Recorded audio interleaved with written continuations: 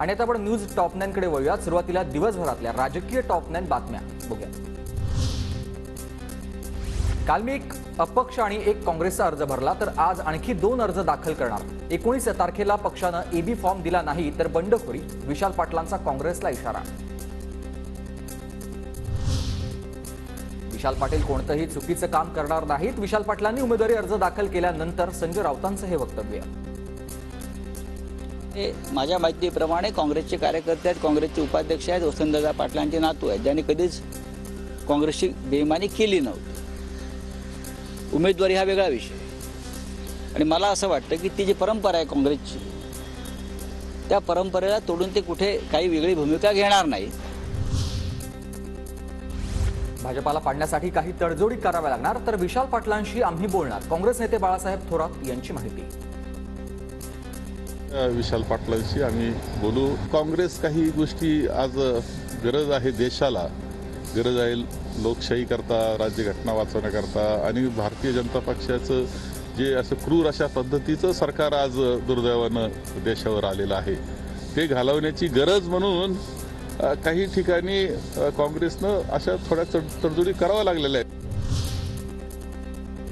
सांगलीच्या जागेबाबत काल पटोले आणि थोरातांसोबत चर्चा। वरिष्ठांच्या आता त्यांना सांगलीच्या जागेबाबत आपण सर्व माहिती दिलेली आहे। राज्यातील नेते आणि वरिष्ठ नेत्यांनी काय तो मार्ग आता काढावा, विश्वजित कदम यांचं हे वक्तव्य आहे।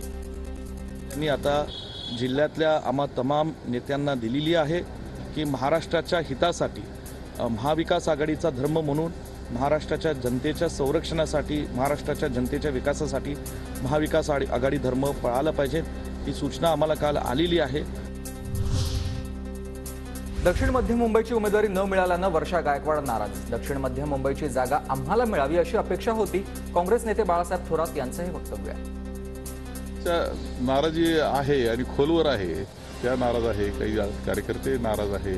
आपल्याला जागा मिळाली पाहिजे होती। जिथं धारावी दादर हा भाग आपण जर पाहिला तर तो काँग्रेसला कायम अनुकूल राहिलेला आहे आणि तिथे ती जागा मिळावी हा अपेक्षा असणं साहजिक होतं। दिल्लीवरून आदेश आला, दादा काही पण करतील। दिल्लीचा आदेश आला तर काकूंऐवजी स्वतःचा अर्ज भरावा लागेल। रोहित पवारांचा अजित पवारांना हा खोचक टोला आहे। दिल्लीवरून आदेश आले असतील तर दादा काही करतील।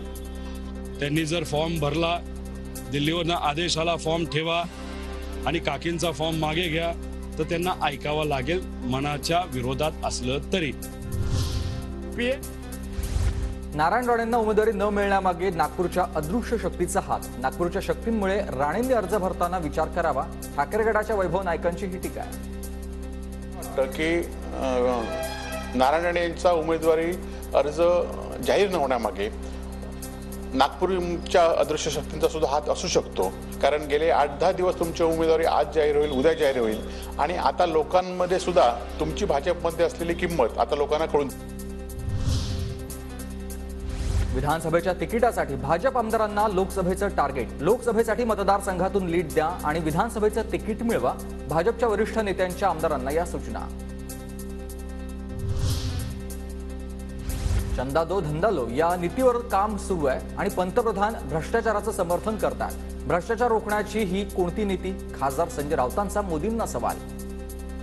चंदा दो धंधा लो, ये नीति से सरकार ने ऐसे ठेकेदारों को, कंपनियों को काम दिया और प्रधानमंत्री आज उनका समर्थन करते हैं। ये कौन सी नीति है भ्रष्टाचार रोकने की?